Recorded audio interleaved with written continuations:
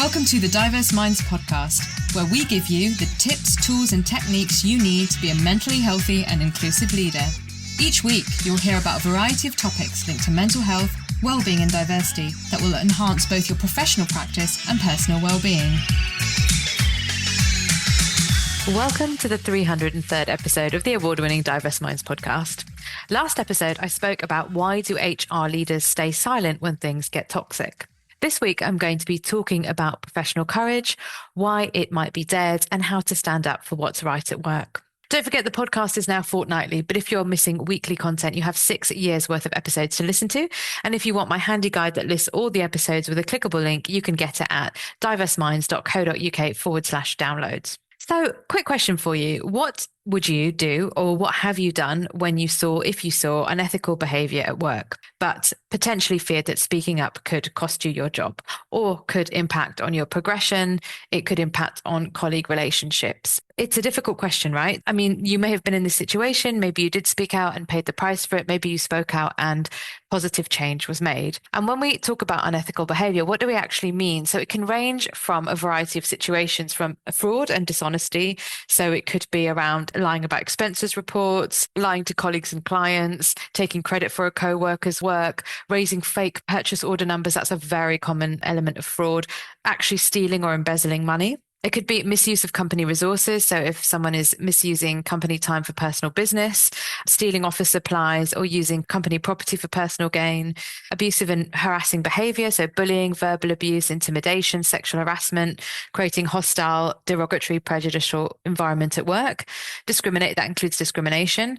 Could be things like conflicts of interest, which sometimes we're not always privy to, but it depends on where we are in an organization. But that could be receiving gifts and not declaring them. That could be using company information to benefit someone, benefit themselves. Safety and ethical violations, so ignoring health and safety protocols. It might be around to cut costs or speed up production. And toxic leadership. And I think this one's really hard if whether we're in or not in the leadership circle. So unrealistic performance goals, ignoring, not adhering to proper conduct, showing favoritism, bullying and harassment. But in today's world, and as I talked about last episode, we are in the cult of celebrity or the cult of toxic behavior.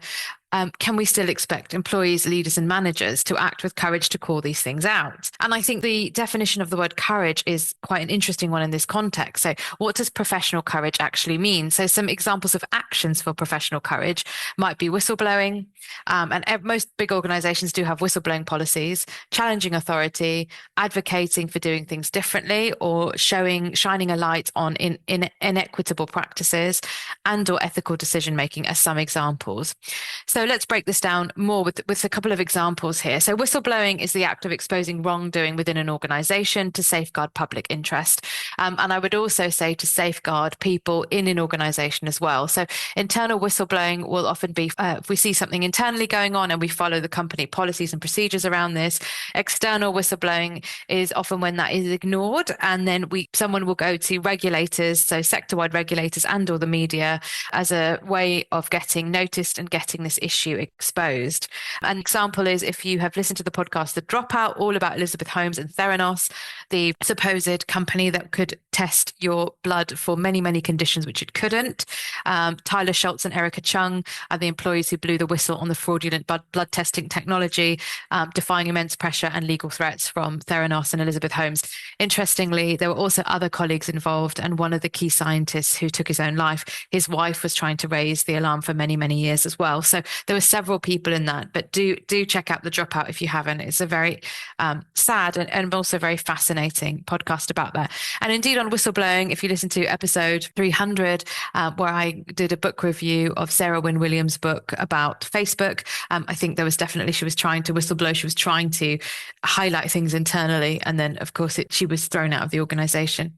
The second area could be around challenging authority. So when individuals confront or highlight behaviors of superior areas: poor behavior, covering up, and unethical behavior. One example is Curtis Eubank at Boeing, an engineer who flagged safety issues regarding the 737 MAX MCAS software before disasters, challenging superiors who disregarded safety concerns in favor of speed. The third area is advocating for diversity and inclusion. So this would be challenging the status quo to ensure fairness, equity, and inclusion, even if it's unpopular. There's more added to it. And I'm actually going to give a positive case study. This is from the local government agency of Lanarkshire Council, and they had new approaches to empowerment, cohesion, and equalities. And their county council equalities and cohesion team designed a toolkit to help officers to consider the equality implications of prioritised activities within the local area agreement. And this then helps set actions to narrow gaps between different groups of people. So professional courage can also be around, it's not just about calling things out, but doing things differently, doing things in a better way. Ethical decision making then, so making decisions based on moral values rather than personal gain, comfort, or convenience, or profit. So an example would be prioritizing safety over profit. And I would say, actually, if you do prioritize safety in the long run, your profit is probably much, much better over a period of time, because it's like that capital investment is, in essence. You're not going to lose staff. You're not as likely to lose staff over this issue. You're also likely to have better systems in place, so fewer issues, less dangerous situations, people feeling safe at work, people staying longer. So it's interesting how that sort of is phrased. But actually, if someone or a team is advocating for, really sticking to very good health and safety standards and getting ISO accreditations and sticking to it and reviewing it, that's going to be far more profitable over a 10-year period than, I guess, a quick win and maybe 2 years of really good growth and profit. And then suddenly people are sick, there are cases, there's massive staff turnover. So according to a Culture Shift survey from February 2026 this year, and this is really interesting, they surveyed 1,000 UK employees across all levels and business sizes about their experiences of workplace bullying and harassment, and found a pervasive fear of speaking up. So over a quarter, so that was 28% of people who responded to the survey had experienced bullying harassment at work over the past 12 months. Almost 60% of those chose not to report it. And for many, this was due to fear, not feeling psychologically safe enough, or the feeling that nothing would be done about it if they did report an issue. And this seems to be an increasing trend.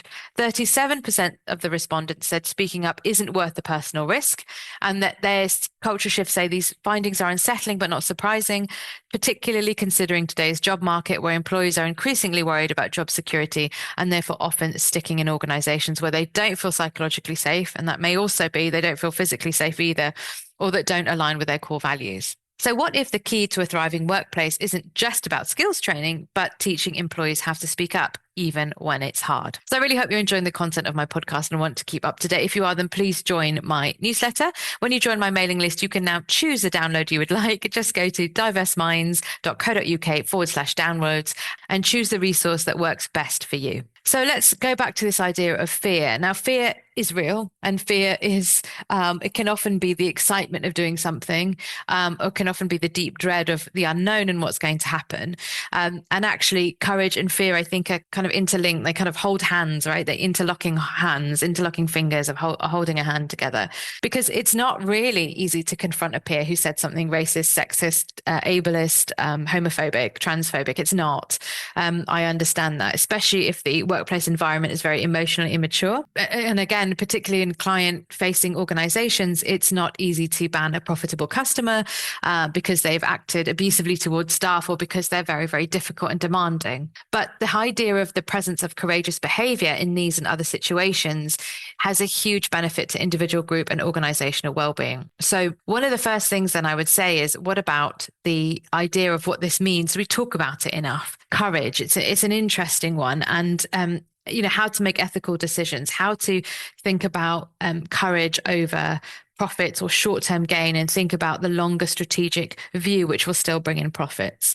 So one of these things, I think, is the first element, and this should come from leadership. And I think there's another thing to be said here, is this individual courage, which takes a huge amount of effort. And some of us can do it more easily than others. And I think that's important to highlight. And the second thing is, well, I say second, but it's almost like 1A and 1A. One is the leadership and the who sets the tone for an organization, because we can do all the training in the world, but if the environment is still very negative, it's not going to be possible to speak up. So we've talked many times about psychological safety training, but I'm also wondering whether there needs to be, firstly, this conversation about courage, what courage means in the workplace, how scary it is, because as always, we also bring in our own heritage, tradition, values, and cultures in terms of how we should speak up, shouldn't speak up, our link with authority, who we view as authority. There's all of that swirling around, and it's implicit and it's not very explicit. So I think one of the first things is to bring that to the surface and talk about that.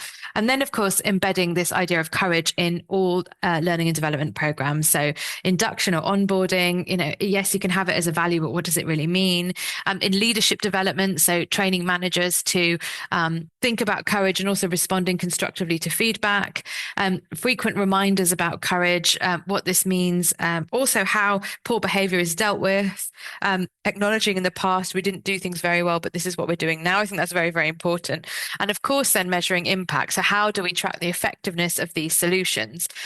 Having questions in the staff surveys, if you have them, observing changes in reporting of unethical behavior, because of course that's likely to go up before it comes down, and feedback from workshops, case studies, how are people using this, how are things shifting? And then specifically focused for senior leaders, it is this idea of addressing toxic behavior. So, we talked about toxic. What does this word toxic mean? It's banded around quite a lot, but inappropriate, negative, prejudicial environments. And I talk more about it in episode 302, is we really have to speak up about the dilemmas and really live and breathe zero tolerance, because too often people say zero tolerance, but then, there's been a sexual harassment case or someone's stolen some money.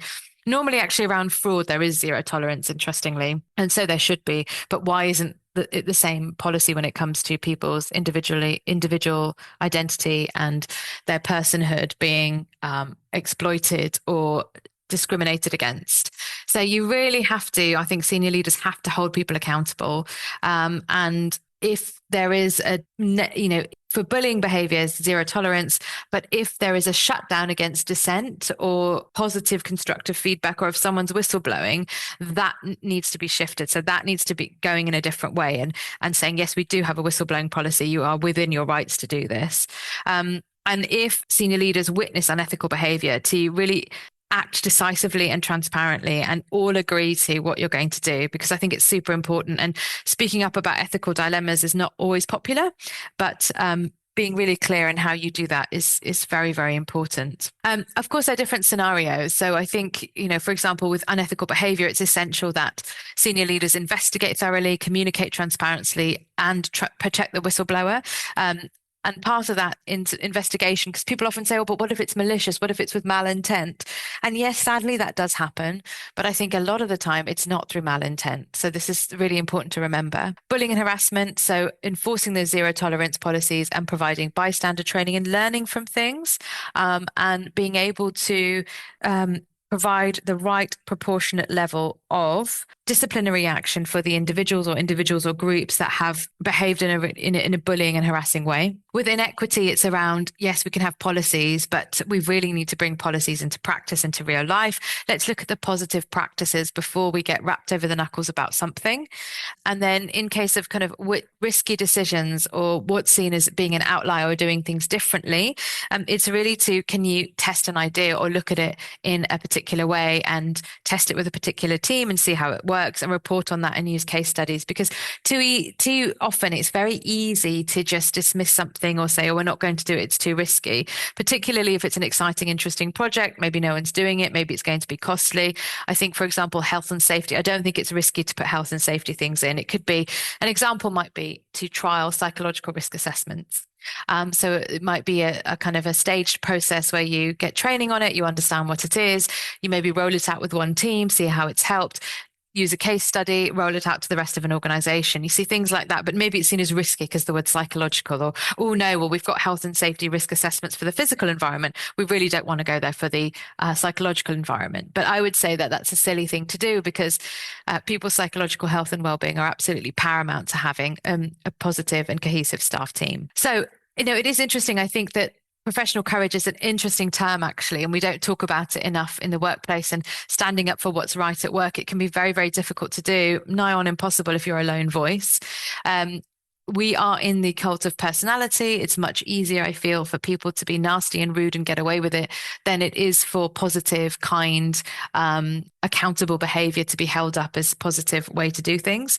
I think there are two elements to this. So there's individual employees taking some action, but really for me, it's about the senior leadership team and the learning and development process around this and embedding it into actions and policies and processes. And if we carry on going the way we are and by not addressing this in some organizations, in the long term, it does cost a lot more, because what we're doing is we might see a short-term gain, but over a 10, 15-year period, we might see a collapse. Whereas actually, if we get our policies and processes and actions aligned and we work towards that, a 10, 15-year period, you've got a much more solid framework and structure. So what do you think? What are your thoughts about professional courage? I'd love to hear from you. And don't forget, I run workshops, training sessions, and keynotes for organizations, all about creating positive, happy, and equal workplaces. If you want to find out more how I can help you can get in touch with me at Layla, Leyla, at diverseminds.co.uk. I really hope you've enjoyed today's show and all the shows over the last 6 years.